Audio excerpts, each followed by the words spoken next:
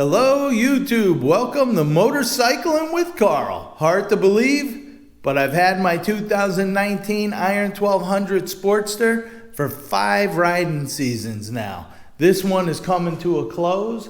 So what I figured I'd do is after 5 riding seasons, I want to tell you some likes, dislikes, some stuff about the bike, stuff I upgraded, customized. You can go to my channel. I have videos for most of the installs and stuff I did to the bike. If you haven't subscribed, please do hit the like button. Like I said, you can check out anything on my channel. Through this video, I might put a couple still pictures up of the bike when it was stock, so you could see what I did and what I changed. All right, so let's get into this. Overall, I loved the look of the bike when I bought it. It's a sharp looking bike. No complaints with that. But once you get your bike home, you're like, oh yeah, I gotta change this. This doesn't look good.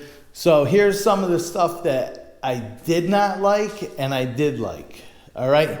Another good thing about this bike is whether it's aftermarket or Harley parts, there is tons and tons of customizations you could do to this bike. So that is a great thing. From the factory, I love the mini 8 bars. Not too tall, not too short. 2019, still had an analog speedometer and digital tach and gear indicator, which I like. This comes with self-canceling indicators. I thought I wouldn't like that at first, but I absolutely love them.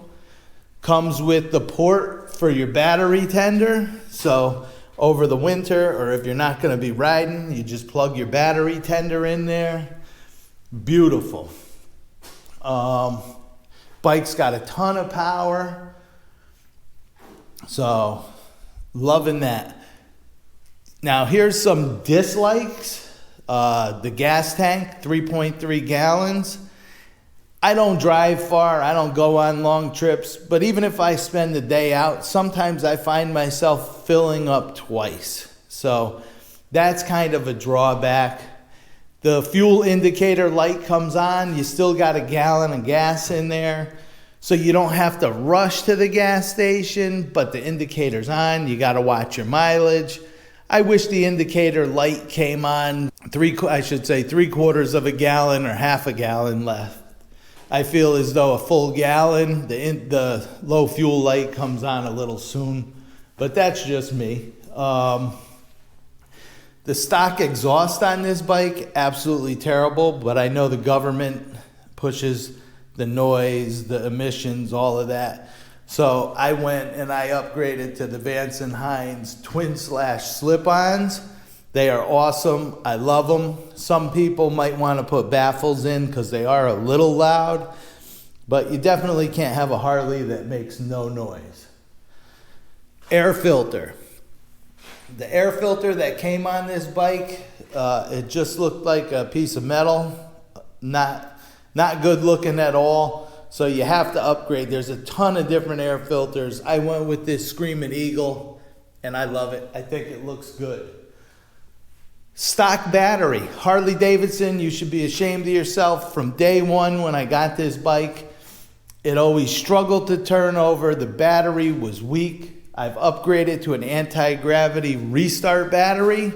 And let me tell you, you push the button now, this bike jumps, fires right up. No struggle, no nothing. So get rid of the regular battery that comes with it. Lack of storage. I'm not looking to go on vacation on my bike, but I'd like to carry a registration and an insurance card. Bike has absolutely no place for that. So it comes with no storage. Currently I have a, Willie and Max bag on the back here. I love that. It fits everything I could need in there. I could carry a bottle of water, whatever. The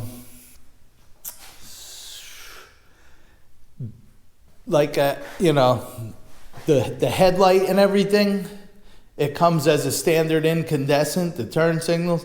I've upgraded this to a a Hogworks, and those are Harley Davidson retrofit LEDs. That's the way it should be. So you definitely want to upgrade that. I don't know why they cheaped out. I know LEDs were available at that point in time. And then this originally came with a little visor or a windscreen here. I did away with that. It served absolutely no purpose. It did nothing. I like the look of the bike this way with the, I bought a black trim piece for the headlight. The original one was a chrome. And I have a Memphis Shades windshield that I could put on and take off whenever I need it or whenever I want it. I'll only put it on if it's really cold or I'm going for a distance ride, which I don't do that much of on the highway. So I basically ride like that. The stock horn on this bike, I'd be embarrassed to blow it at anybody or anything. So I changed that to a Denali sound bomb. So it sounds a little more, aggressive, loud, doesn't sound terrible. I upgraded the shocks and the fork springs. There was nothing wrong with the stock ones. They were good. You could live with them. But I decided after doing some reading that I would upgrade that, and I did. I'm very happy with it, especially the fork springs. The rear shocks are nice. If I had to do it again, I might order the one size longer. I don't know if that would probably allow for a little more swing in the back. So that's one thing I would do different. Some of the hardware on the engine and stuff, I don't know, they could have gave a higher quality. Some of it is pitting. And I keep my bike clean. I rarely ride in the rain. So I imagine if you're somebody that rides in the rain all the time and doesn't keep your bike clean, some of this is probably in really bad shape by now. The stock seat was absolutely fine, but I wanted to go to a 2-up seat, so I got the Drag Specialties flame embroidered black seat. I love this seat. It's comfortable. I was comfortable on the stock single seat, but the only other thing is the passenger pegs. Harley should be ashamed. You should be able to put the passenger pegs on and off very easily with a couple of bolts. Not the case. It's a project to put them on, so once you do, you're going to want to leave them on. All right. And then some of the other stuff I did on the bike, I have the Harley Davidson detachable sissy bar, which I love. Harley Davidson little luggage rack, which has since, I believe, been discontinued. But if you look around, you might still be able to find that online for sale somewhere. I do use a Rockform phone mount. I trust that like you wouldn't believe. I don't feel like my phone will ever fall off. I put in a USB charge port for my phone. It plugs right in there. And you just have to remember to turn it off when you come in. Otherwise, it will drain your battery because it connects directly. But the one thing that I like about it is it tells you your battery voltage currently. So you don't have that in any of your gauges. That adds that to it. I don't know if I said it, but my hand falls asleep a lot. I added this Go Cruise little cruise control device. So if your hand gets tired and you're on a long strip, you could set your throttle, slide that forward. It locks it in, holds it while you ride, and when you want to take it off, push the throttle forward and it'll release. I think I found that on Amazon, and like I said, it's because my hand falls asleep very easily from being in the trade, squeezing pliers and everything. So that was a nice little add-on to give my hand a break if I need it. And I think that's about everything I have to say.